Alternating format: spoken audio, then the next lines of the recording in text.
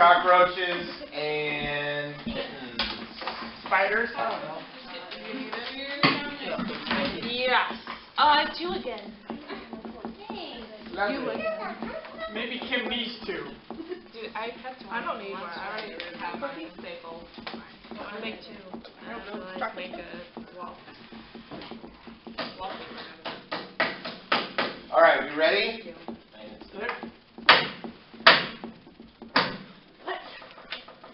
Are you hoping somebody's going to answer the podium I have door? important things to say. Well, if the camera's going, you can let go.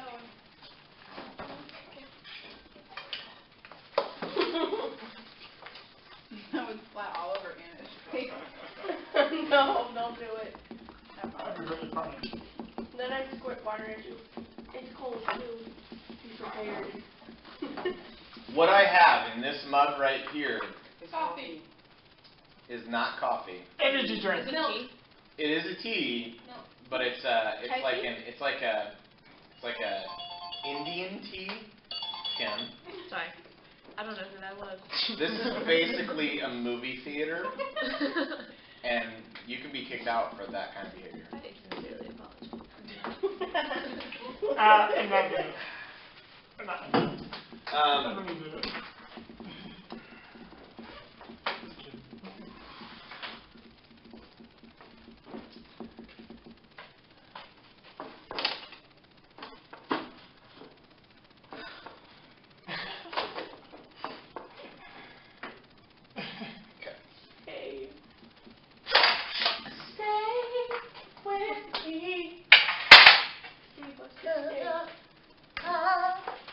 There's probably You sound like a Culver's. BG. Yeah, they left me a message yesterday, so they're going to they want to set up an interview. Sorry. And I'll call them after. That's how you were singing. Yeah, because it's too late to call them last night. No, you don't want to be a BG? Okay. I do. I've always wanted to be a BG. Okay, cool. But today you're a BG. Calvin, yep. And armor, hammer. All right.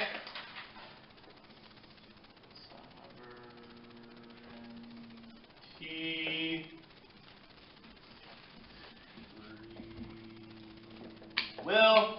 Okay, ladies and gentlemen, now, today, we shall review Marx. Yep. Marx. No.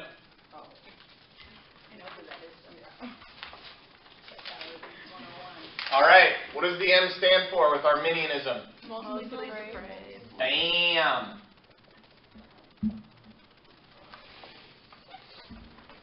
What does the A stand for in Arminianism? All atonement for all people.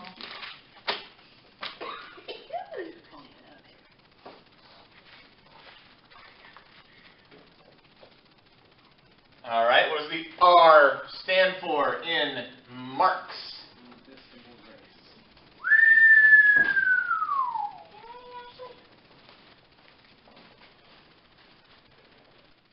What does the C stand for? Conditional election.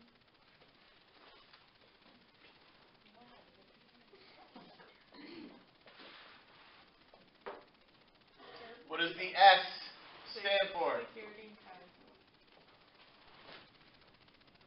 It's as if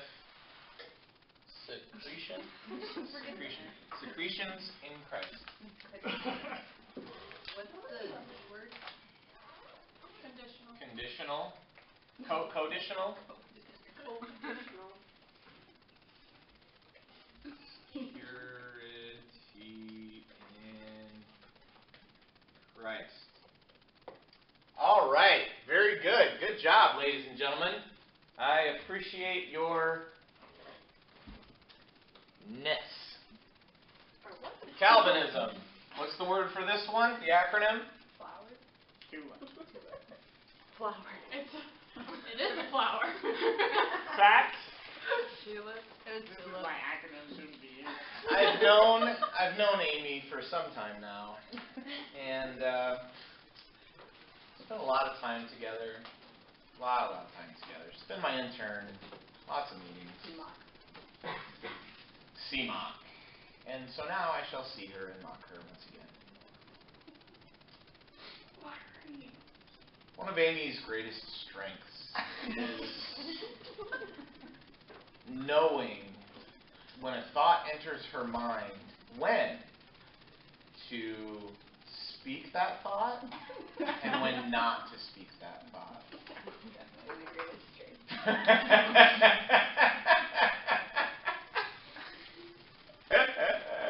We love her blurtings, don't we? We do. We love her blurtings. What is the acronym? Oh, flower! Tulip. All right. Total depravity. Very good. Okay, now you guys should know these. I'm going to call on people individually. Oh man. Oh man. Okay, so Annette's going to get called on here in a second. Okay, so we've got total depravity. I can help you if you don't know it. Depravity.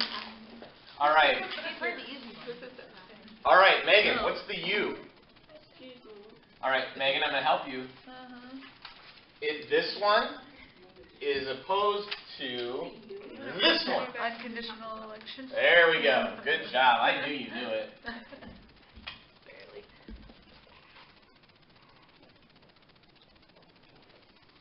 Good.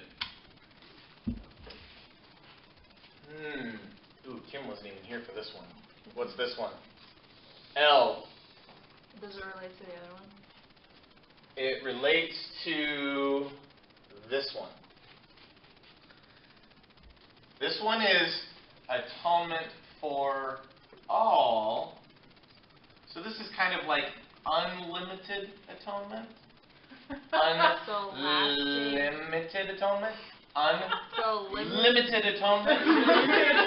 Limited something. I don't know if it would be atonement. Maybe it's limited atonement, or maybe Okay, yeah, do that one. limited atonement. Yeah. You're good, Kim. Man.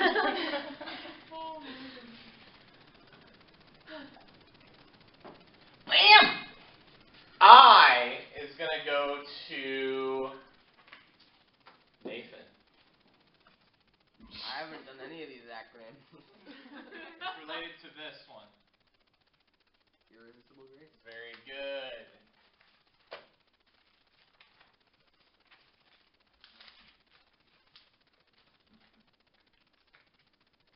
And the last one will go to Jera.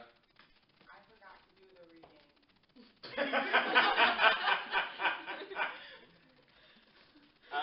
It's related to this one. All right, does anybody know what P is? Go ahead, Joe. You got it, don't you? But let me do some thinking real quick. Yeah, was that I'm confident with that one. Something electric. No. I don't remember. It's very much like this. But no. Not opposite of this. Potential security in Christ. Protection in Christ. It's kind of harder. It's okay. I'm going to start writing it. Somebody's going to blurt it. Predictable. Peace. Oh, Perseverance. Bam! Wham bam. That's so funny. All right. So today, your sheet, at the top of your sheet, it says what? Total depravity. All right. Now, I want you to catch this because this is a very, very, very, very, very important a point. Oh, if you're Spanish, like me. Importante punto that I am about to teach you. You are a terrible window.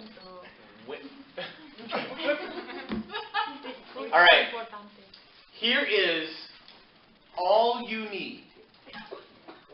All you need. If you are trying to decide, am I a Calvinist or am I an Arminian, all you need to decide, literally, is this true or is this true? That's all you need to decide. That is the most important point. Because if this is true, then these things follow as true as well. If it's not true, then none of these are true either. Tracking with me? If this is true, then these must also be true. They follow each other. If it's not true, then these don't make sense either. So, what we must decide is whether or not we are totally depraved or whether or not we're just mostly depraved. Because if we are mostly depraved, then I can resist the grace. And if we are mostly depraved, then the election is based on what? Your choice. Your free will. If I'm totally depraved, then salvation is based on what? God's choice. God's choice. God's will. So let's go over. Just going to do a few statements here, and y'all are you're gonna listen. Gonna listen, and you're gonna track with me. You're not gonna start drooling as I ramble on and on and on and on and on. No one's falling out the window and dying today. That's a Bible reference. Okay. So, unconditional election.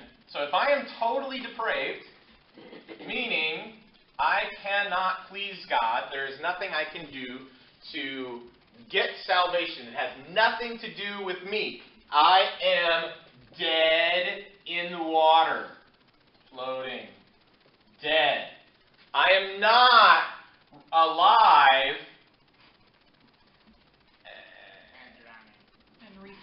and worried and reaching for Jesus. Nope. Jesus comes along and he makes me from dead to alive and pulls me into the boat. Nothing of me because I'm dead. This person says, oh, I'm about to die. I need Jesus. And he reaches his hand and Jesus grabs him by the hand. This is Arminianism. This is Calvinism. If this is me with chickenpox, if this is me, then there is zero conditions on my salvation. If this is me, then the condition for my salvation is whether or not I reach. Tracking? Yes. All right, so Megan's tracking. Anybody else tracking? Yes. All right, good. Thank you. When I asked for participation. All right. So, total depravity means unconditional, because we're dead. We don't have any choice. He chooses. There's no conditions on our part that's going to get us saved. Limited atonement. Woo, this is a big one. Ladies and gentlemen, boys and girls, I may have some issues with this one. What does limited atonement mean? It means that God chooses some people to be saved and does not extend his grace to other people to save. Yes. What else does it mean? Jared? When people atone for sins, it's like to cover what they've done. That means there are some sins that don't get atoned for. Correct. So, let's just all assume that Adolf Hitler did not go to heaven. Okay, let's just assume that. Now, maybe he did. Maybe he gave his life to Christ right before he died, and we're going to get to heaven and go, huh? Maybe that'll happen. But let's assume that he didn't give his life to Christ, and so he's going to hell. What limited atonement means, literally, is Jesus' death on the cross does not cover Adolf's sins. That's what limited atonement means. It means when Jesus died on the cross, he did not die for the unelect. The unelect, his work on the cross is not big enough to cover the unelect. So you're saying if Hitler wasn't saved, then Jesus is not covered his sins. Right. And it would be because of that. Because of what? Him not dying for his sins. Correct. So, the choice, let's back up here. So we got, how do we do the swastika? You probably should draw it on the whiteboard. And then you, another one, Yeah, going that you're way. missing the one on the top. Go to the right. There you go. It's really sloppy though, but I mean, right here. All right, We so should probably erase it before we walk out of the room. so there's Hitler, swastika face. Okay, that's swastika face. This is Hitler. Hitler is not going to heaven. Okay, he no go to heaven, and the reason why he no go to heaven is because what? Ultimately, because of what? Jesus didn't die for him. He is being condemned for his sins. He's being condemned for his sins. God did not choose to save him. I thought we were still talking about the limited atonement for sins. We are. Oh, okay. So, because God did not choose him, therefore God did not die for him. Limited atonement. Does everybody understand that? Yes. Jara understands it. Megan understands it. Kim, do you understand it? Okay. I will, ladies and gentlemen, I will take slight issue here.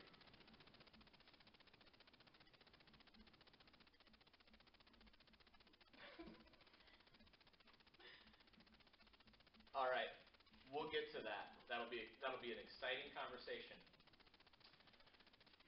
Irresistible grace. What does this mean? It means you can't resist it to get grace from God. True. The itch you can't scratch. So you can't help but scratch. The itch you can't help but scratch. You cannot resist but scratch it. Once God has extended his grace to you, there's no way you could ever desire to not accept it. And thus there's no way you can not accept it. Correct. And the reason that is because you were here, you were dead. All of a sudden, he makes you alive. You're different. You're changed. You're done. It's a done deal. You are forever. You cannot resist it.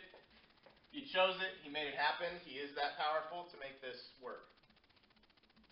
All right. What does perseverance of the saints mean? Can't lose their salvation. Yep. Meaning, if God changes you from dead in the water to alive and happy, he will not ever allow you to become dead in the water again. He won't. He can't. It goes against his entire nature. He will uphold you. You cannot lose your salvation. Any questions about that? Comments about that? Okay? Now, all of this depends on total depravity. If we're not totally depraved, then this doesn't follow. Does everybody see how that works? We have to be completely and totally depraved in order for these to work. So all we have to do is prove this. And that's really all we're going to do today with these verses. So, here's what we're going to do. We're going to have people look up these verses, and we're going to go through them. And what we're going to do is we are going to come up with a short little pithy phrase, and we're going to write that in next to the verse. Okay? So, we'll come up with that on our own. Well, it shouldn't take long at all. So here's what we're going to do. Everybody have a Bible? The ability to read a verse? Because everybody's gonna. Okay. So, Anna, you're going to have Romans 3:23. Okay. Amy, you're going to have Ephesians 2, 1 through 3. You will have Romans 8, 7 through 8. You will have Isaiah 53, 6. You will have Romans 3, 9 through 12. Mason, you will have Jeremiah 17, 9. Emily, Titus 1, 15 and 16. Kim, you got that Genesis passage. 6:5 and 8:21. Jera, you got Jeremiah 13:23. Okay.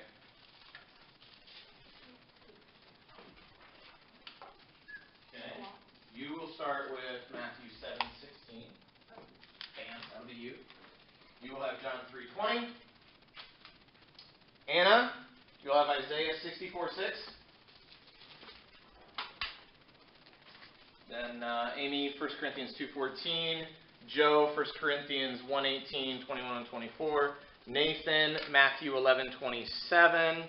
Megan, John 1:12 and 13. Mason, Romans 9:16. Emily, 1 Corinthians 1:30. Kim, Philippians 2:13. What was mine? Yours was the 1 Corinthians 1:30. Oh, that one's fine. I think yours is right. Yours was Romans 9:16. Thank you. Been going too fast. Uh, Go fast. Jared, did I give you Acts? Okay, your next one is Acts 16:14. Okay. Ashley, Philippians 1:29. Poopy Face, Ephesians 2:8 and 9. And, because I love you. Okay, alright. Anna, 12:3. Romans 12:3. Amy Jo, 2 Timothy 2:24. Joe, 1 Corinthians 12. Nathan, 2 Peter 1:3. Megan, 1 Corinthians 4:7. Mason, here comes another one. John 3:6. It's down at the bottom. Towards the bottom. It's the third one from the top. Or, yep, from the bottom. Third one from the bottom. John 3:6 and 6:63. Emily, Ephesians 2. 1 and 2 and 4 and 5. Kim, John 11:38. Okay? And that you don't get anymore. Okay. Why? Because you were poopy face. Alright, so here's what we're going to do. Okay? We don't have a ton of time, but we're going to try and get this done today. I'd like to get this done today because next week I want to move on to what I don't like about this. Next week we don't. having Bible study next. After, you know what I mean, you guys? So We have finals next January week, so we can't be 16th, here. We're gonna pick this up. January 16th, we're gonna pick this up. Are you okay with that? I'm Okay. just asking. You want to? I'll come on. I'm asking, Ben. Like this. So January 16th, you want to pick this up? Well, That's my birthday time. You want to pick it up January 16th? Yeah, we don't have much time. So here's what I want you to do. We're gonna go through these verses, and I want somebody to shout out. And does everybody have a pen to write this stuff down? On your sheet. Everybody's got a sheet. Everybody's got a writing utensil. I do not have a writing utensil. You need what? Nathan. Nathan. Here. Okay, so we're gonna come up with a short little phrase of what these verses have to do with total depravity. Okay? These are only a small sampling of all the verses in Scripture that have to do with total depravity. This is like a 50th of it. These are just some of my favorites, okay? There's a lot more. Anyway, so, go ahead, Anna, Romans 3:23. For all have sinned and come short of the glory of God. All have sinned. All have sinned. Write it down.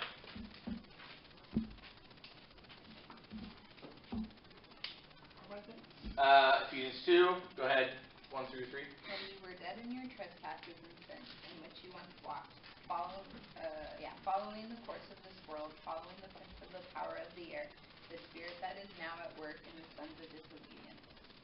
Dead in sin. Dead in sin. I didn't read verse 3. It's okay, it's all I need. Nathan, Joe. Romans 8, 7 through 8. The mind governed by the flesh is hostile to God. It does not submit to God's law, nor can it do so. Those who are in the realm of flesh cannot please God. Hostile. Hostile to God. Spell that. Hostile.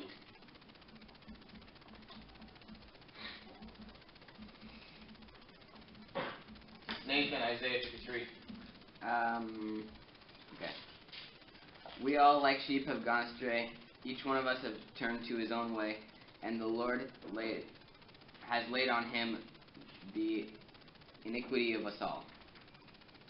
All have sinned and we deserve punishment. Everyone is selfish. Joe, what was your second verse? My second one was 1 Corinthians 1:18. Yours is Matthew 11. Okay, Romans 3:9-12. Is that you, Megan? Yes. What shall we conclude then? Are we any better? Not at all. We have already made the charge that Jews and Gentiles alike are all under sin. As it is written, there is no one righteous, not even one. There is no one who understands, no one who seeks God. All have turned away, they have together become worthless. There is no one who does good, not even one. No one seeks God. No one seeks God. That's huge, ladies and gentlemen. How can you be an Arminian and read that? Know what I'm saying? You cannot read "no one seeks God" when there's conditional election. Can't do it. Jeremiah 17:9. Is that you, Mason? Yeah. Okay, go for it. The human heart is the most deceitful of all things and desperately wicked. Who really knows how bad it is? Very good. The heart is wicked. Heart is wicked.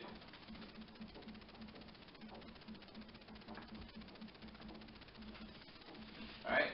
Titus 1:15-16. Go ahead, Emily. To the pure, all things are pure, but to those who are corrupted and do not believe, nothing is pure. In fact, both their minds and consciences are corrupted. They claim to know God, but by their actions they deny Him. They are detestable, disobedient, and unfit for doing anything good.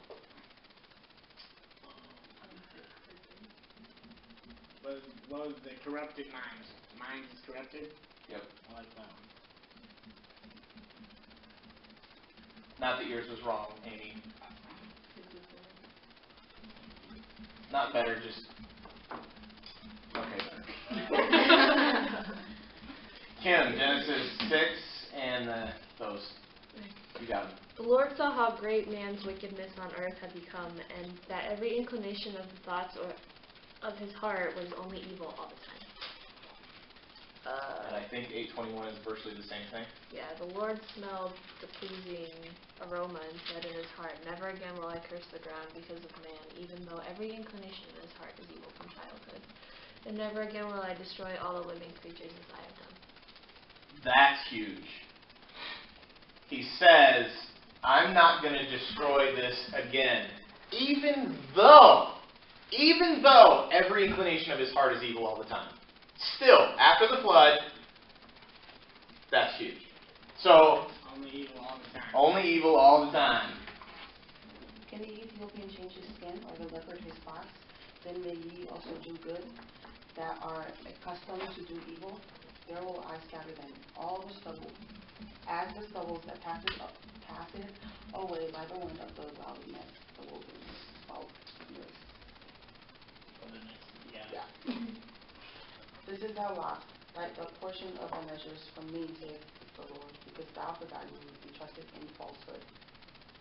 Keep reading. No, that's good. Can the Ethiopian change his skin or the leopard his spots? What's something we can use for that? Can't change. Go ahead. Can't change. That is who we are. Cannot change. You cannot change your state. Yeah. And it says didn't say that God's giving you this law, basically. Right. I would say you cannot change your evil state. That's what that verse would say.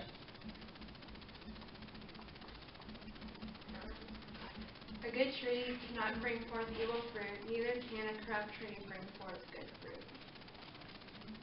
Okay? Anything about good? Cannot produce good fruit, yeah.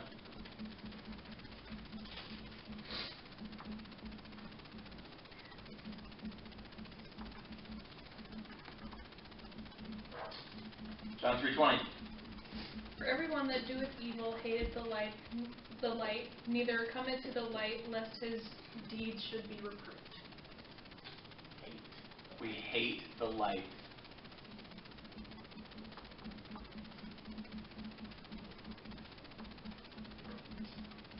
Isaiah 64:6. That's you, Anna. But we are all as unseen things, but all our righteousness are as filthy rags. We all do fade as a leaf, and our iniquities like the wind have taken us away. Righteousness is dirty. Even our righteousness is filthy.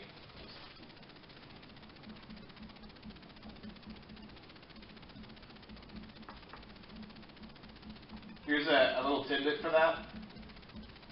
In that verse there, filthy rags, it's referring to the rags used for women in their period. Just so you know. Thanks for that. That's free of charge for you. Okay, I won't charge for that information. The natural person does not accept the things of the Spirit of God, for they are folly to him, and he is not able to understand them because they are spiritually discerned.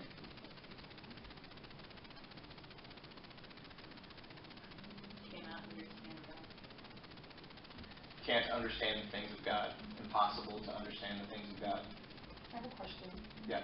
You said like once people like see all this evidence and like start to realize not everybody's gonna get saved, you're like going like have fights with your feelings and such if you decide, you know, to do what the Bible says or just like trust in it. Like how long does that fight take? Like when does it go away? Or like when you look at somebody, you're like, oh my goodness, there's a possibility they won't be saved or they can't be saved. Like when does the freaking out go away? All you can do is pray. You don't know what anybody else's journey is. Like Amy Jo's husband, what's his name again? I can never remember that guy's name. Oh yeah, Ben, that's right. There's another husband that you don't know about? More specific.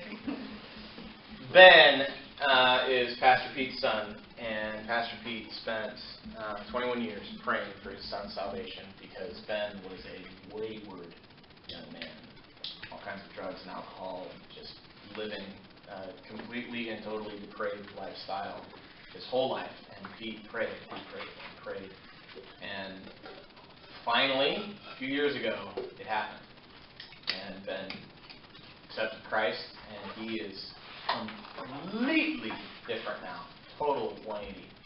Sometimes it takes a few conversations. Sometimes it takes a few decades. There's no way to know. Everyone's lot in life is different, and it's all up to God. And you God's the only one that can change us. The piece that I've kind of come out of after my wrestling was like the praying. Prayer does change things. And then also, I had something and I lost it. What was it? Loving your salvation. What? Oh, wait, what?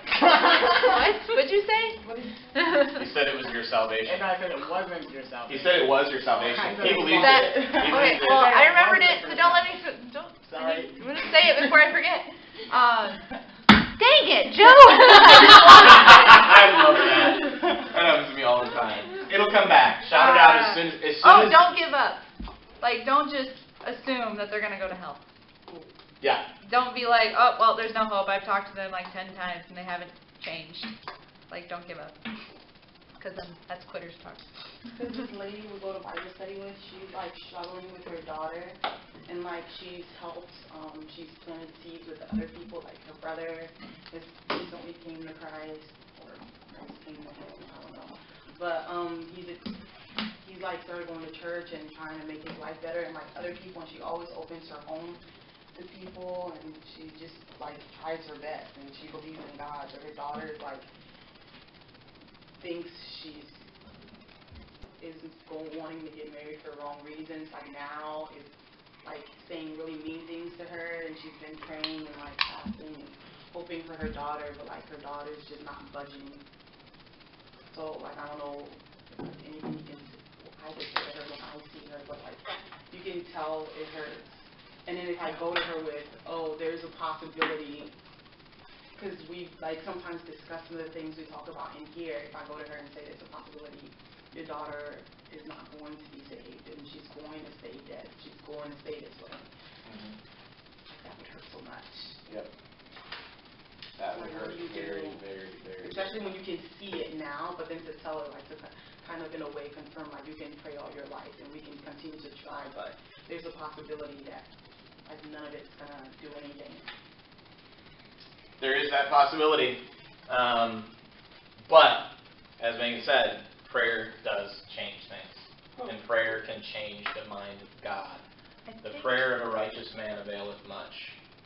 Now, you say, but, huh? Yeah. Wait, I thought predestination meant from the beginning of time, this is what was going to happen. Yeah. Yep, so we're getting a little cloudy, a little muddy here. But maybe it is predestined from the beginning of time, the very reason why this person became chosen and had their name written in the Lamb's Book of Life all the way back there was because this person prayed for 20 years for them. Because I know Kurt had a sermon on how when you pray, every time you pray, you're basically asking for a miracle. And God will probably answer that if it's like a huge desire of your heart. So there's no possibility to pray for a person that's already, like, determined to go to hell. There's no possibility No, you that can could still change. pray. Yeah, but, like, say somebody I know is already, like, determined to go to hell. Like, if I pray for 20 years, that's not going to change hell. Because what if God predestined that my 20 years of prayer doesn't do anything? Right, and it could be. That's part of our human condition is total 100% reliance upon God. That's why, it's like David when he had committed that horrible sin with Bathsheba and killed Uriah, her husband. And then he finds out, they have a baby from this, and the baby is incredibly ill, and it looks like David's going to lose this baby. And so what does David do? He puts on sackcloth and ashes, and he doesn't eat or drink anything, and he totally fasts over it and prays and prays and prays and prays and prays. God still took the baby. He said, okay. Puts his lotion on, goes and eats his food, confuses everybody. Everybody's like, wait a second, why are you done fasting now? And he's like, because the decision's been made. It's been done. I now have the answer. I needed it. And I think, I would assume, David came out stronger because of it. Like, I've kind of seen, like, prayers that I've prayed where it's like I'm giving my entire all into it, just my entire heart is into it, and I'm weeping and whatever, and God basically answers no. It's like I come out of it relying more on God, and then, yeah, it hurts like heck, but it's like you have come to God's feet and you've given your all to Him, and so it's not, yeah. Go. I'm going to be that kid for today. But I understand, like, everything you were saying, and she was right. It is really theology changing and all, but, like, who really cares about strength if, like, these things are really important. And these people that I'm talking about, like, it's their children. I would go and I would bring up some of the verses you have, and I would bring up some of the arguments, but, like, they won't believe me or, like, what I'm saying or, like, even give it a thought, even though sometimes it would contradict themselves. And these are people who, like, want to love God and understand these things, but, like, how am I going to, or even if they find out by themselves, and I don't tell them, like, how's it going to be when they're reading and it says you're going to come out stronger after praying and fasting for your child, and your child goes to hell? Like, do they really care if they come stronger? I can stay weak all my life if my children will go to heaven. Now, I don't mind that, but, like, I don't think that kind of statement would work if you're telling somebody your children might go to hell. Mm-hmm. But that depends Like, how do on you deal with them, that? too. It depends on them. They have to be willing to actually look for God. You can tell them how to do something, and if they don't do it, that's on them. Yeah, but what we're saying here is you're dead in the water, so you don't even look the passages. You don't look for God. You can't. We sin. That's in our nature. Yeah, but I'm just saying, like, how do people deal with this? So are you talking about an Arminian? Or No. are you talking about an unsaved person completely? So, like, we're saying Calvinism is right, and these people that I'm talking about are Arminian, and I'm, like, really invested in their lives now, But, So they have trusted in Jesus Christ for their yes, salvation. they're saved. Okay. Yes, just All right. their children, like both of their children, are not trusted in Jesus. Yeah. Right. And they are like, they want to study, they want to do everything, and they know that Jesus Christ is the one that saves us, and they know all the stuff we're saying here. But like, I guess their heart won't allow them to like believe it and stand by it. Because I'm like, I brought up the fact, I think Joe brought it up, that if you can choose God or allow the Holy Spirit, then you made a decision in your flesh. And I'm like, you can't make, those kind of good decisions from your flesh. And they agreed with that. But then they still went back to the same conclusion of, but free will, Right. because they believe their kids can decide to choose God. Right. And that they just need to be better parents, or they just need to pray harder, or they just need to do something. But like, how do you tell them like you can't? Well, I wouldn't say that because God can work through all that stuff. Ultimately, the only thing that is going to awaken that child is what God does. And God can use anything that He wants to awaken that child. Most of the time, the things that God uses to awaken people is the kindness of others, the compassion of others, the heart that other people have for them. That's what seems to click. Like, that is different. That is not the way the world treats people. What's different about you, and the Holy Spirit starts to work through that. We are the ones, How can the Holy Spirit change somebody if nobody's saying it? It's the gospel. The gospel is the power unto salvation. You can't get there unless somebody is speaking and saying things in love and grace to people. So they believe that if I'm just a good enough parent, and they believe that if I just say the right things at the right time, then maybe that will change things. There's truth in that. That's true. God can use those things. So I wouldn't say your behavior makes zero difference. I wouldn't say that because God can use that. But recognize it is God that must do it. Now, the other thing, too, is that when they don't want to believe the truth, that's the condition of their heart. And God's in charge of that, too. This is where I was for years until God broke me. I had to be broken to go, okay, something's not right here. I mean, I cried over this stuff because I was being wrecked. My theology, this is what I always had believed. Seminary trained, this is what I believed when I came out. Just confirmed everything I had already known. And then disaster strikes and everything's falling apart because of this. Because this is where I was. And so, yeah, it led me to, I was crying over this. And I had to admit, okay, this is what. So God could be moving in the parents the exact same way. And that's okay. That is okay. If He wants to break somebody, that's how He wants to move to get them to where they need to be to believe the truth, then that's what He's got to do. Okay, and then last question. Okay. So, is this important to learn? Like, what if they never learn this? A lot of people never learn it. So it's not important. I didn't say that. I would say this is probably the most important thing that you need to know in order to stand on solid ground so that your faith can't be shaken. Your faith will be shaking here like crazy. But if this is truly where you are, this is truly where your heart believes, I can rest in the sovereignty of God and know that no matter what, He is going to redeem everything bad in my life. That doesn't line up here. It lines up here. If this is really where you are, you can't be shaken. So, it's extremely important. I'll tell you this, in my counseling ministry, I have 12 appointments a week. Counseling ministry. I'm not kidding. This comes up virtually every session. No joke. We have to believe in the sovereignty of God. We have to believe that He is sovereign, that He's in control, and that He's good. If we don't, we can't land there, then we are unstable. We're blown and tossed by the wind. Constantly wondering, is he good? Is he not good? Megan. That's a huge testimony for me.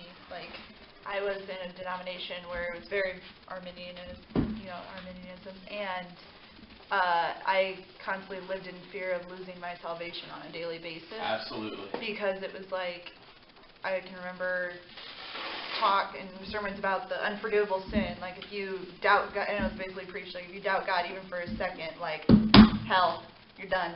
And so I have so much more security in my faith that I'm okay. I mean, occasionally it will, like, the thought will pop in my head, like, oh no, I'm going to hell. But I've grown more from learning this because now it's like, I don't know, like you said, more security. It's like, nope, I can't lose my salvation. Like, I am predestined and God chose me, and that, like, humbles me. Like, He chose me. Like, before it's like, oh yeah, I reached up and now I'm, like, jumping back in the water. But now it's like, nope, I'm in the boat and I'm staying here. That's great for us. I think I'm really just struggling with this because it's great for us, and I do feel love and, like, humbled and everything. But, like, I'm worried about other people. Yep. And it's scary. And rightfully so. Rightfully so.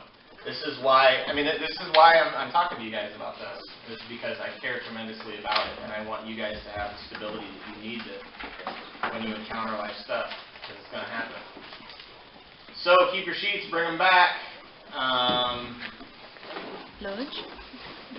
Lunchtime, and